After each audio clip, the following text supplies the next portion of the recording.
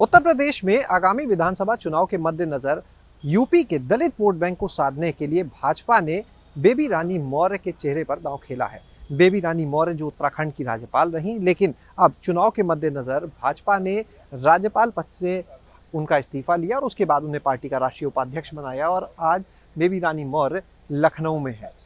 उत्तर प्रदेश में बेबी रानी मौर्य के तमाम कार्यक्रमों की पूरी रूपरेखा तैयार कर ली गई है। सभी ज़िलों में जो उनके कार्यक्रम होंगे, जो संगठन के लिहाज से क्षेत्र हैं, वहाँ पर जो कार्यक्रम होंगे, सारी रूपरेखा तैयार कर ली गई है।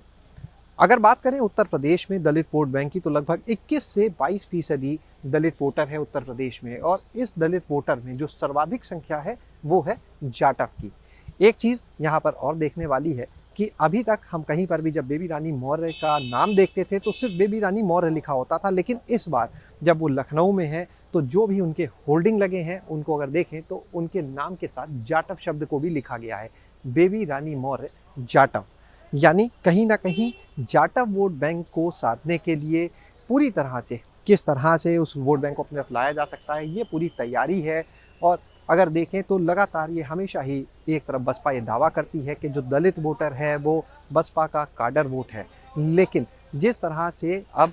बेबी रानी मौर्य को उत्तर प्रदेश की कमान दी गई है, और उन्होंने हमसे बातचीत में भी ये बात कही कि ये आने वाले चुनाव बताएंगे कि कौन किसकी तरफ जाता है। उन्होंने साफ कहा कि जो अगर बात करें दलित वोट बैंक की, तो वो बसपा का काडर वोट नहीं है, वो उनके साथ जाएगा जो उन्हें सम्मान देगा। अगर पूरे उत्तर प्रदेश में दलितों की बात की जाए तो जितना बड़ा वोट बैंक है, निश्चित रूप से किसी भी सरकार को बनाने में एक अहम भूमिका रखता है ये वोट बैंक, और यही वजह है कि भाजपा ने पूरी तैयारी की है इस वोट बैंक को साधने के लिए। लगातार जगह जगह अब कार्यक्रम कराए जाएंगे बेबी रानी मौर्य के। और बेबी रानी मौर्य ने एक बात ये भी कही, उन्होंने साफ कहा कि यहाँ पर जब वो आई हैं तो मानती हैं कि जो भी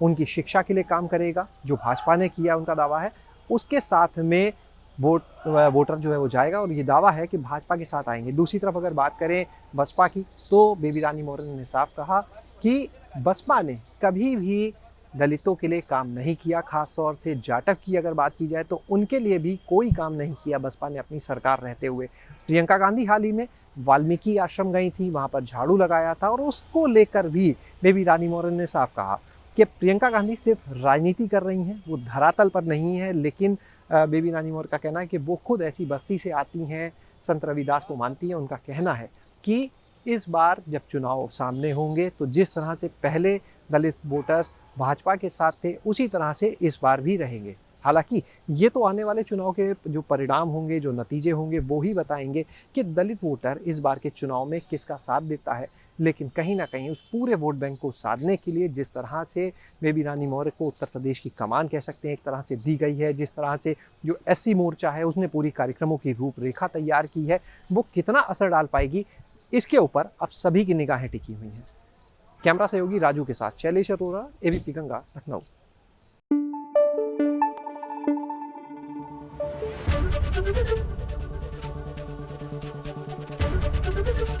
एबीपी गंगा, खबर आपकी, जुबान आपकी।